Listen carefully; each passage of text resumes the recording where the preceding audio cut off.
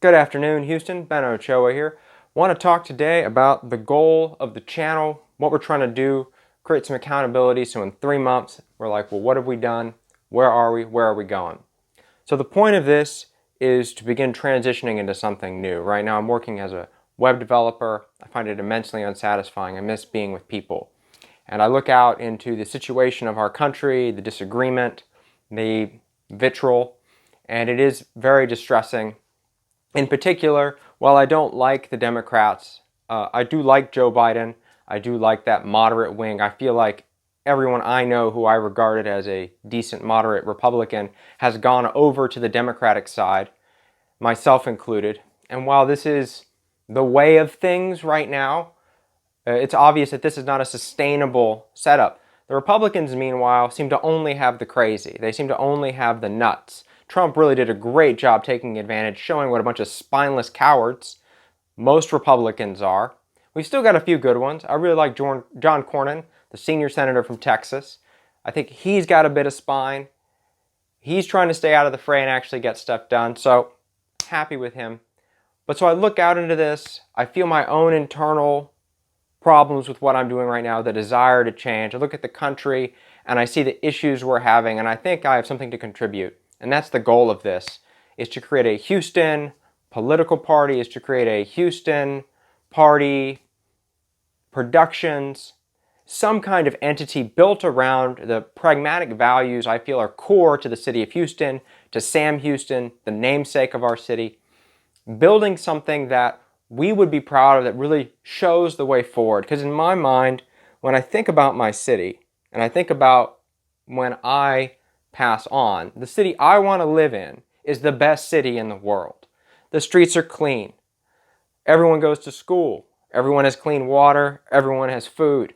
And the question is, how do we get there? I look at this world that our grandparents gave us, this world that they built for us, and it is amazing.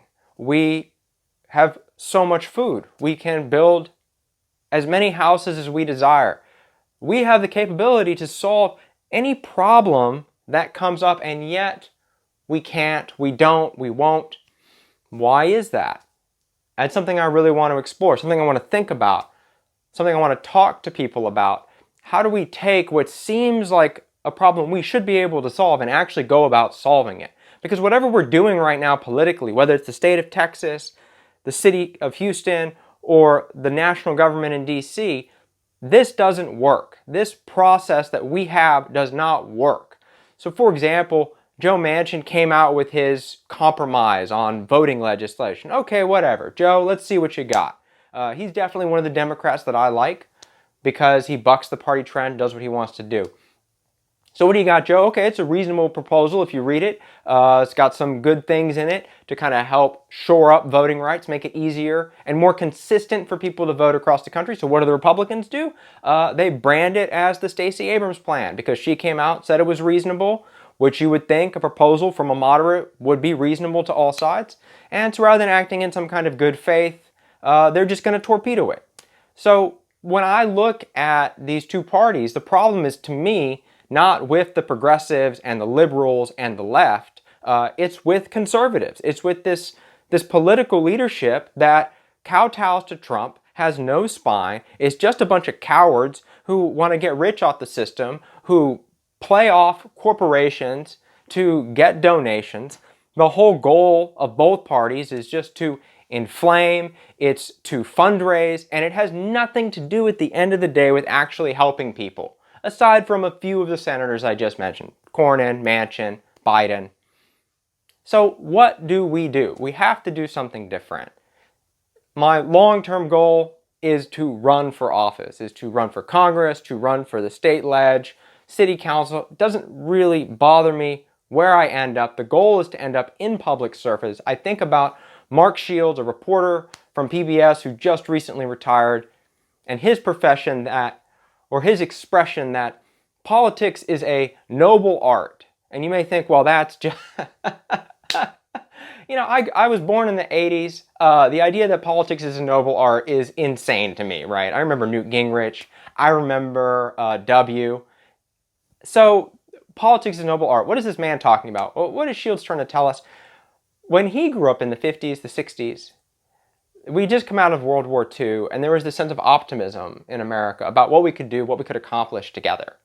That's what I want to go back to. When I think of being a conservative, it means, really thinking back, like, what have we done that works? Okay, what did our grandparents and our great-grandparents and the founders of the nation figure out that works that we can apply to today? And so the world I want to see is the 1950s without the racism and the misogyny and all those other kinds of problems where we group people and discriminate based on skin color or some other arbitrary thing. Like, we really want to treat people as equals, but also have this idea that we're all in it together, right? We can solve these big problems, and we have a lot of tools at our disposal. We have even more now. We have the internet, we have Facebook, we have fundraising, we have the government itself, we have nonprofits. There's infinite number of ways to go about tackling these problems. And it feels like we're lockstep in one of two patterns. It's got to be some big government thing on the left, right? Or we just can't do anything at all. And in fact, we should just burn everything to the ground. And that seems to be the right. And all the people in the middle just get ignored. Well, fortunately, those people all went to vote and they voted for Biden. So at least we're kind of holding everything together. But what are we going to do going forward? Millennials, we've got to stand up. It's our turn to begin taking control of these things, to guide the world into the future. And I want to be a part of that. I want to be part of the conversation. I want to be a source of ideas, of inspiration, of leadership.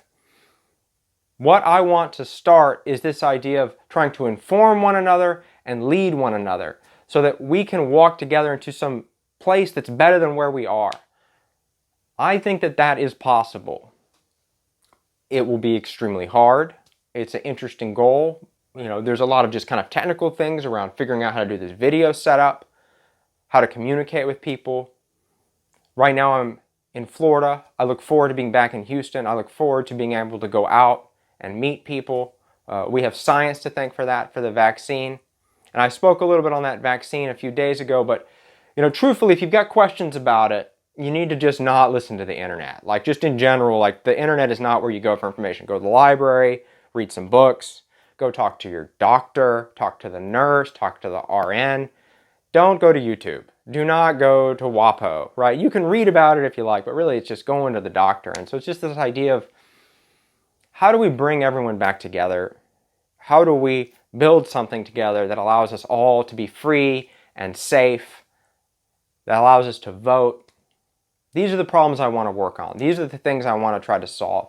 So the goal of this channel is that. The goal of this endeavor is that. I look forward to it. I'm excited.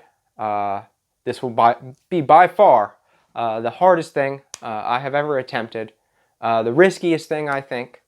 I think about, will this bring me ruin? Maybe it will, maybe it won't. Famous or infamous, or just an abject failure. I'm okay either way. I'm excited to begin this journey with all of you together. That's just my 2 cents.